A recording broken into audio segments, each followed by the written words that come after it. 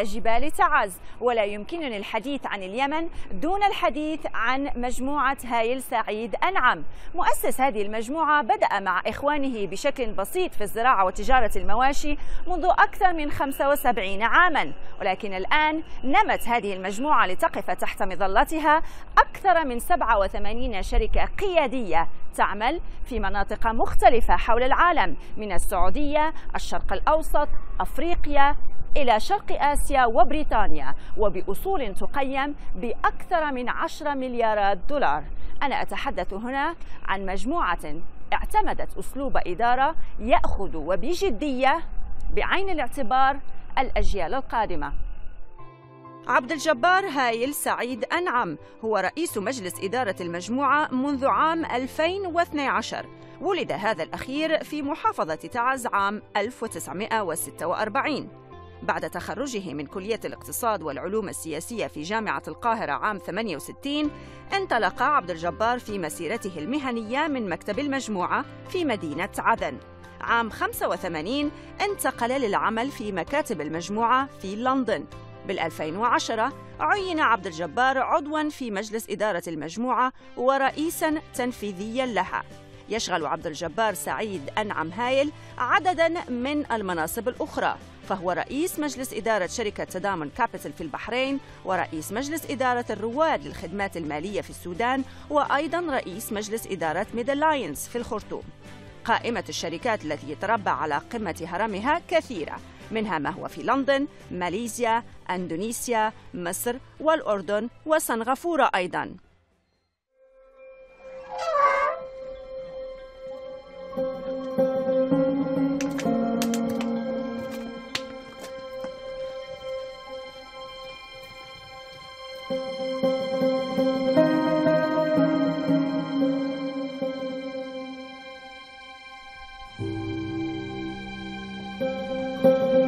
وأنا لم أجد أفضل من قرية قرد مسقط رأس المؤسس لكي ألتقي بعبد الجبار هايل سعيد أنعم رئيس مجلس إدارة الشركة، لكي أعرف أكثر عن هذه المجموعة وهذه العائلة.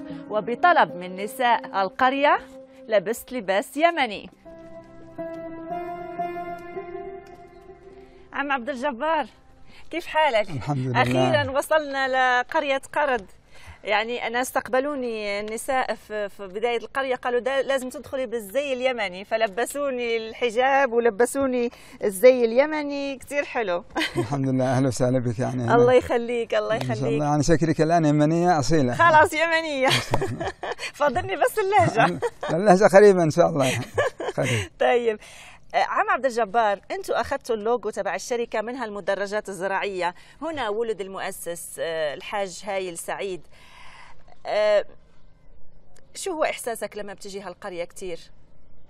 طبعا يعني احنا ولدنا في هذه القرية. يعني تكون الأجيال الأولى والثانية، وهي عندما نجي إلى القرية تعيدنا إلى الذاكرة، إلى القيم والعادات والأخلاقيات اللي نشأنا عليه في القرية، واللي تربوا عليه الآباء وغرسوها فينا بشكل قوي، ونحن نحاول نغرسها أيضا في أبنائنا وفي أحفادنا، لأنها قيم نبيلة وقيم يعني متأصلة تعكس بساطة القرية وتواضعها ومتانة هذه المدرجات وجبالها. ما هي أهم وصية أنت بتعتبرها خلاها لكم الحاج هايل سعيد؟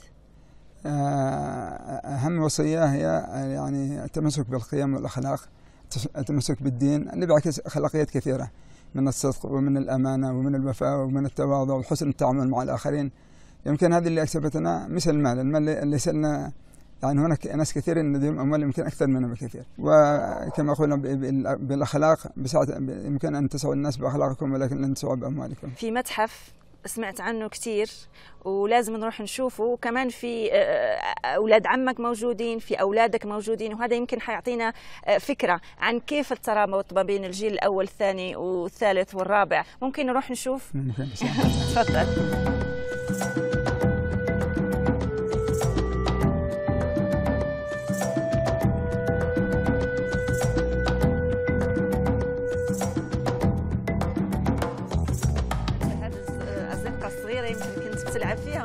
صح؟ كانت طبعا ترابية في ذاك الوقت.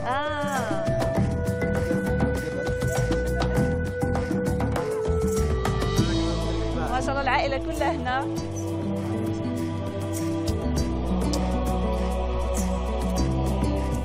الدستور هو جميع أفراد العائلة يوقعوا عليه ما دام التحقوا بالعمل. ما دام التحقوا بالعمل، في سن معين ولا؟ يعني يخلص من دراسته فيجي على أساس إنه يوقع على الدستور. واللي يقدر يكسر قانون في الدستور صارت ولا ما صارت؟ كيف بيكون التعامل معه؟ لم تصل، لأنه إذا صار في هناك شروط كيف ينظم برضه انكساره. كيف ينظم انكساره؟ أي. يلا بسم الله. كانوا قصار في ذاك الوقت ولا؟ لا كانوا طوال، لكن كانوا هذا عارفين يتعودوا على التواضع. هذه تقريبا 300 سنة. 300 سنة؟ أيوه.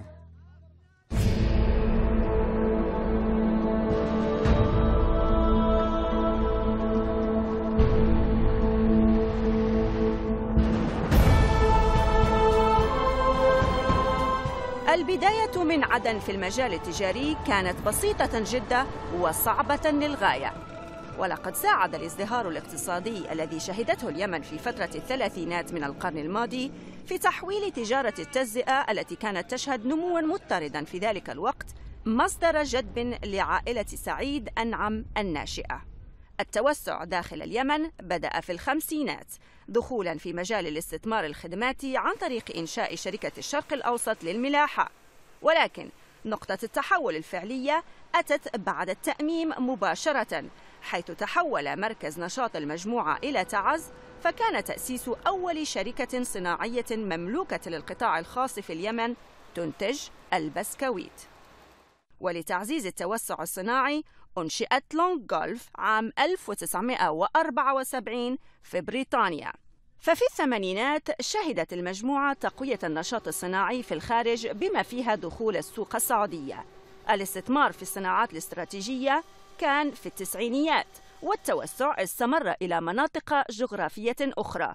في 2011 بدأت عملية الهيكلة لتعزز المجموعة مكانتها العالمية. صناعات فرضت إنشاء صناعات أخرى بغرض التكامل، تقليص التكلفة وربح الوقت أيضاً. وفي 2013 احتفلت المجموعة باليوبيل الماسي، وهي الآن تقف كياناً اقتصادياً ضخماً يعمل في 80 سوقاً وبإجمالي 35 ألف موظف. عم عبد الجبار، احنا في تعز وعم بنشوف تقريبا المدينة الصناعية اللي تابعة لمجموعة هايل كلها ورانا. هنا انتقلتوا بعد في الستينات بعد ما صار التأميم وصادروا على كل ممتلكاتكم في عدن، وبدأتوا من الصفر تقريبا، يعني جيتوا وخاطرتوا وغامرتوا في قطاع صناعي كان جديد بالنسبة لكم.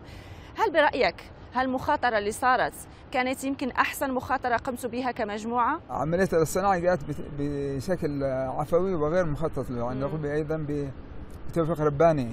عندما كان الوالد وابن عمي الكبير مشوا في تعز، وكان هناك مظاهرة للطلبة في المدرسة لأنه لم يكونوا تحصلوا في ذاك اليوم على الغذاء اللي كان يجي من اليونيسف من الأمم المتحدة. من اليونيسف.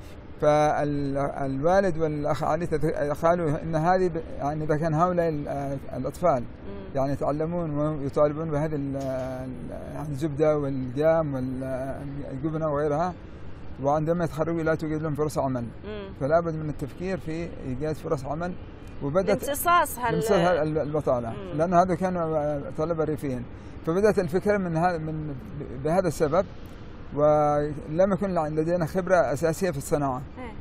كان عندنا الصناعة الحرفية في وهنا القرية. كانت المخاطرة. هنا المخاطرة كبيرة، مش المخاطرة في دخول المجال، المخاطرة أنه كانت في وقت كان لا زال الحرب قائمة في هنا، وضع كان سيء من الناحية السياسية والكل في هذه المنطقة اللي فيها المصانع. كان في هناك يعني من المخربين في هذه المنطقة، وكانت المنطقة هذه كلها جبال كبيرة يعني تلال عالية، بس تم تسويتها في هذه المرحلة.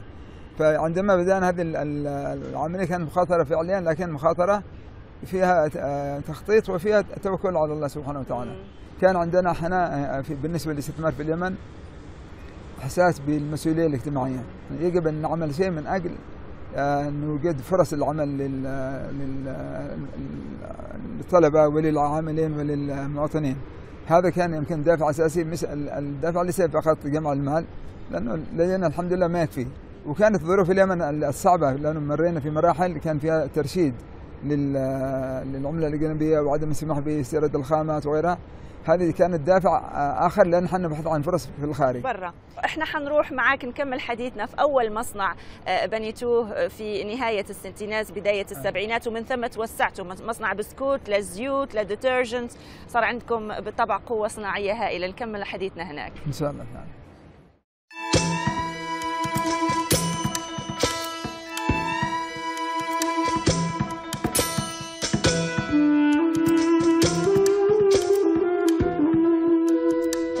تقع تعز جنوب اليمن، وهي من المحافظات المهمة في اليمن. اليمن من الدول الأفقر في المنطقة، وتعز نالت نصيب الأسد منها، إذ أن نسبة الذين يعيشون على أقل من $1.25 للفرد يومياً في ارتفاع مخيف.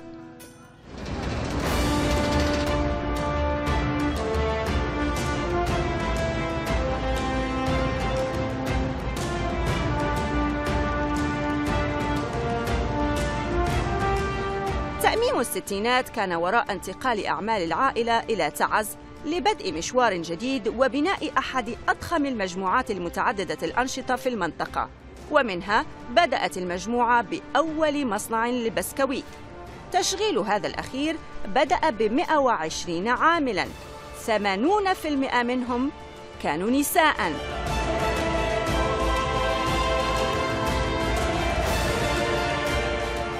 اليوم تقف المجموعة على مدينة صناعية متكاملة،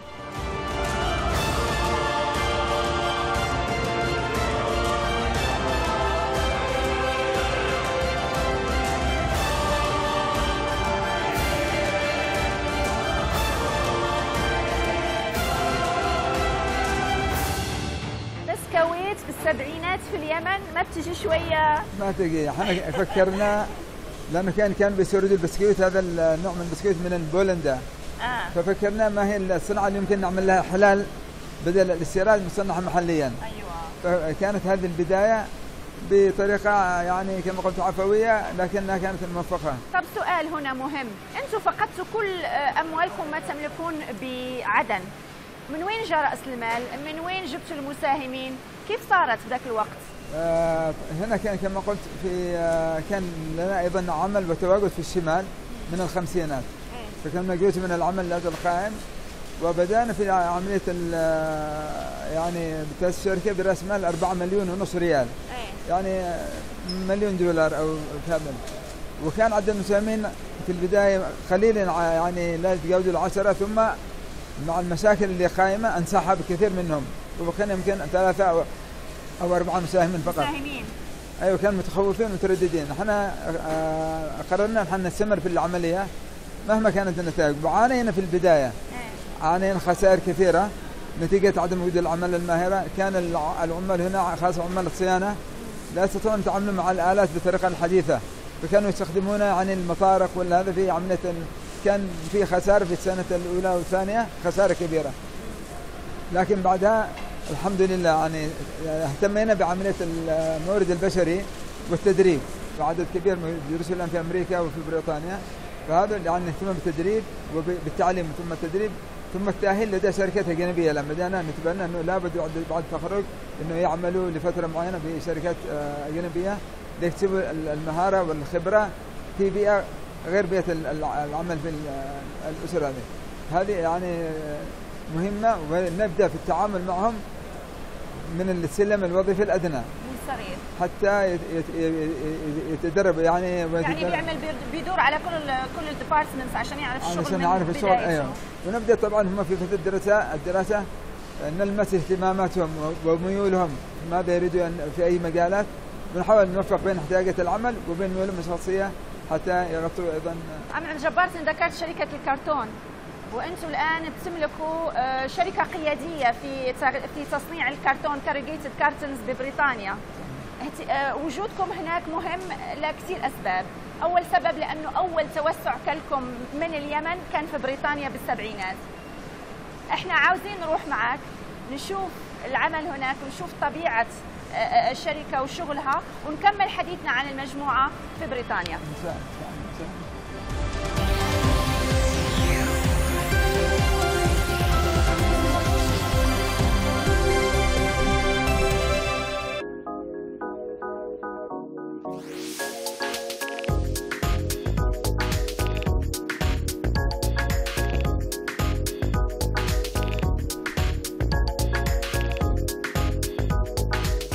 حافظت لندن على مكانتها كالمركز المالي الرئيس في العالم. هنا تتخذ أكبر البنوك العالمية مراكزاً لها، وهنا أيضاً تعقد أهم وأضخم الصفقات. لندن تساهم بأكثر من 16% من إجمالي الناتج المحلي البريطاني، وتبقى الوجهة المفضلة للمستثمر الأجنبي. في السبعينات شركة يمنية تتوسع خارج البلد في وقت صعب، من وين أتت الفكرة وليش؟ عندما بدأنا في الاستثمار الصناعي في اليمن كان من المهم أن نفكر في إيجاد مكتب في بلد خارجي يساعدنا في توفير الخبرة الفنية والإدارية، وفي توفير أيضا احتياجاتنا من المواد الخام ومن المعدات والآلات، فكان أفضل خيار هو في بريطانيا. أكيد واجهتوا مشاكل في الفترة، في 35 سنة أو أكثر، لو بتتذكر أبرز مشكلة وشو هي أهم درس تعلمتوه متواجدين في بلد يمكن التشريعات كثير صارمة والقوانين أيضا والرقابة صارمة؟ احنا كنا استثمرنا في قطاع الأغذية هنا في بريطانيا، استثمار كبير ولسنوات طويلة، وحاولنا أن ندخل السوق البريطاني في قطاع السناكس وغيرها. فكانت التجربة كويسة في بدايتها، انشأنا مصانع، ولكن عندما عملنا اكوزيشن لشركة هنا في بريطانيا، كانت شركة كبيرة يعني جولدن ويندر، واجهتنا منافسة كبيرة جدا من العمالقة السوق. شو تعلمتوا من هالتجربة؟ تعلمنا أن احنا ندرس الأسواق بشكل أكثر موضوعية، وندرس المنافسين بشكل أكثر دقة وتحفظ، حتى لا ندخل في صراع مع، لأنه كان المنافس الأساسي وكان بيبسي. شو رأيك؟ السمعة كانت عندها دور كبير في أنكم تتوسعوا بهالشكل، ولا يمكن لا في كذا حاجة أهم من السمعة؟ لا، أعتقد فعلا كما أشرتي السمعة من أهم العوامل لمكانتنا أن احنا نتوسع بقدرات كبيرة، لأنه القدرات الذاتية المادية محدودة، وعندما خرجنا من عدن وكان علينا التزامات كبيرة هناك بعض الموردين وبعض الشركات الخارجية، وكان الوقت يعني متاح ان نقول ان هذا فرص مجور يعني لا نسدد، انما كان حرص الاباء والاخوان على ان نسدد الالتزامات مهما كانت التكاليف. هذا ادى الى ايجاد سمعه ايجابيه مكانة ان احنا نتحصل على كل التمويلات والتسهيلات سواء من المصدرين او من بنوك، باكثر من قدراتكم الماديه ذاك الوقت. نصيحتك للنجاح؟ النصيحة هي يعني الأمانة، يعني أمانة مهمة جدا، أن تعمل بأمانة وبالوفاء بحقوق الآخرين مهما كانوا، وأن نتعامل بنوع من التسامح مع الآخرين. أيضا من أهم النجاح هو فهم طبيعة العمل.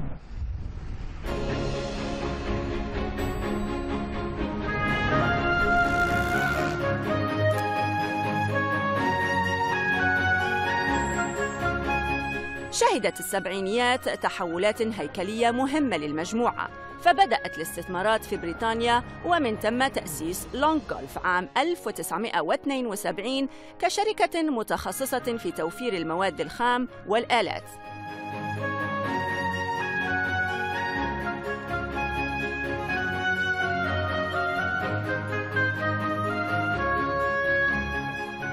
اهلا، كيف حالك سيد درهم؟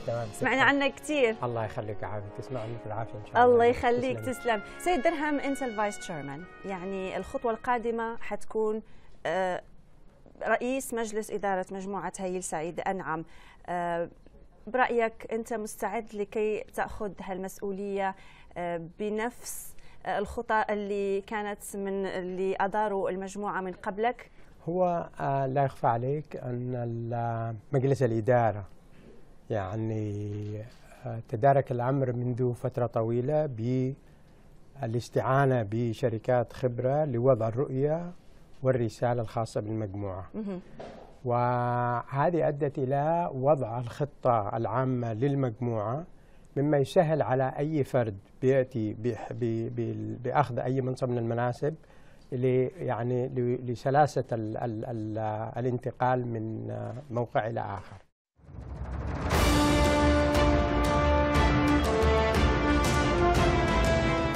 اليوم وبعد أكثر من 40 عاماً تقف لونج جولف كنواة رئيسة للمجموعة يتم من خلالها إدارة خدمات الهندسة، التسويق، الخدمات المالية واللوجستية والتصنيع بما فيها التعبئة ومواد التغليف.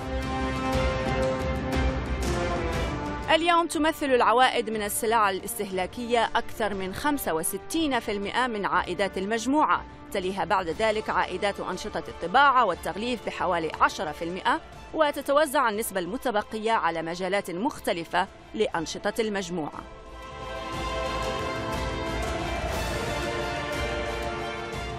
تتحدث بشكل جدي جدا عن خطة خلافة ل 25 سنة لقدام، يعني succession plan ل 25 سنة القادمة. هنا لما بتتحدثوا عن هكذا خطة وين بتحطوا الأولوية؟ لأنه يمكن التحدي الأكبر هو أنه كيف تقدروا تضمنوا أنه الجيل اللي جاي الرابع والخامس وغيره يحترموا نفس القوانين اللي بنيت عليها هذه الشركة منذ أكثر من 75 سنة. هو هذا يمكن كان من أهم الأسباب اللي دفعتنا أن نحن نفكر بشكل جدي فأن نبدأ نتحدث عن هذا الموضوع وبشكل شفاف، لأنه تعرف أن هذا الموضوع حساس. صح. وبعض في الماضي بعض العائلات يرون الحديث عنه من المحرمات، لأنه كانت تتحدث عن يعني ابتعاد الأولين عن العمل وهذا فيه. إنما احنا بحثنا فعلا في هذا الجانب لنعد تصور لفترة 25 عام من الآن، نحدد الأشخاص القيادة اللي يمكن فيهم بوتنشل عالي، وهذا اللي يحتوي بعدين إلى تأهيل وتدريب سواء في الجانب الإداري، في الجانب العملي، في الجانب ويجب أن يكون له ملكات متنوعة، ليس فقط في الجانب العملي الإداري الأخلاقي والعائلي، يكون عنده يعني ارتباط قوي وعاطفي بالعائلة وبقيم العائلة، ويغرسها في من حوله، يعني يكون قائد وأيضا أب للجميع.